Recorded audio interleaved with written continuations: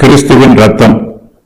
உங்கள் முன்னோர்களால் பாரம்பரியமாய் நீங்கள் அனுசரித்து வந்த வீணான நடத்தை நின்று அழிவுள்ள வஸ்துக்களாகிய வெள்ளியினாலும் பொன்னினாலும் மீட்கப்படாமல் குற்றமில்லாத மாசற்ற ஆட்டுக்குட்டியாகிய கிறிஸ்துவின் விலையேறப்பெற்ற இரத்தத்தினாலே மீட்கப்பட்டீர்கள் என்று அறிந்திருக்கிறீர்களே.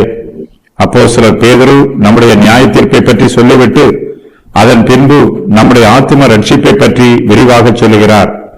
நாம் கிறிஸ்துவின் விலையேறப்பெற்ற இரத்தத்தினாலே மீட்கப்பட்டிருக்கிறோம். நம்முடைய இரட்சகராகிய இயேசு கிறிஸ்து நம்மை மீட்பதற்காக தம்முடைய இரத்தத்தையே மீட்பின் கிரயமாக பிதாவினிடத்தில் செலுத்தினார். நாம் எப்படி மீட்கப்பட்டிருக்கிறோம் என்பதை மறந்துவிடக்கூடாது. அழிவுள்ள வஸ்துக்களாகிய வெள்ளியினாலும் பொன்னினாலும் நாம் மீட்கப்படவில்லை.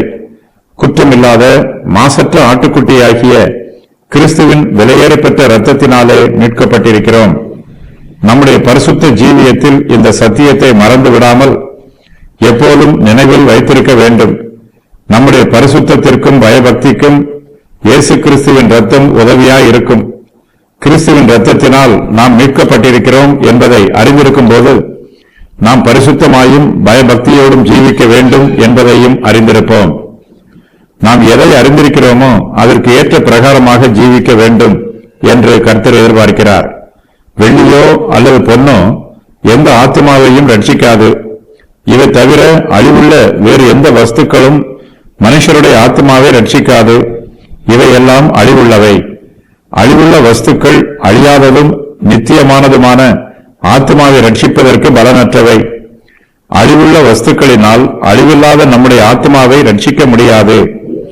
இயேசு கிறிஸ்துவின் இரத்தம் மாத்திரமே மனுஷருடைய ஆத்மாவை மீட்பதற்கு தகுதியான மீட்பின் கிரயமாய் இருக்கிறது. இயேசு கிறிஸ்துவின் இரத்தம் விலையேறப்பெற்றது. கிறிஸ்துவின் இரத்தம் நம்முடைய துன்பங்களில் இருந்து நம்மை மீட்டு ரட்சிக்கும்.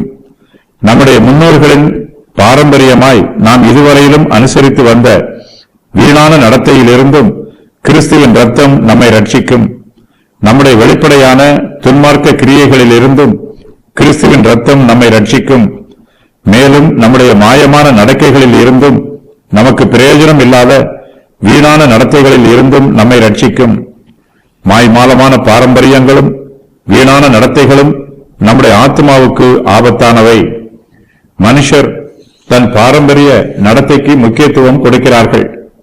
மனுஷர் அனுசரித்து வருகிற முன்னோர்களுடைய பாரம்பரிய நடத்தையானது வீணான நடத்தையாய் இருக்கிறது.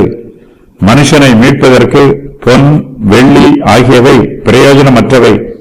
குற்றமில்லாத மாசற்ற ஆட்டுக்குட்டியாகிய கிறிஸ்துவின் விலையேறப்பெற்ற இரத்தத்தினாலே நாம் மீட்கப்பட்டிருக்கிறோம். யூத மார்க்கத்தார் ரட்சிக்கப்படுவதற்காக பலவிதமான சடங்குகளை அனுசரிக்க வேண்டும் என்று வலியுறுத்தி வந்தார்கள். இவை முன்னோர்களுடைய பாரம்பரியத்தின் மூலமாய் வந்தவை. பரிசுத்த ஆவியானவருடைய வெளிப்பாட்டின்படி தேவ வசனத்தின் மூலமாய் வந்தவை அல்ல.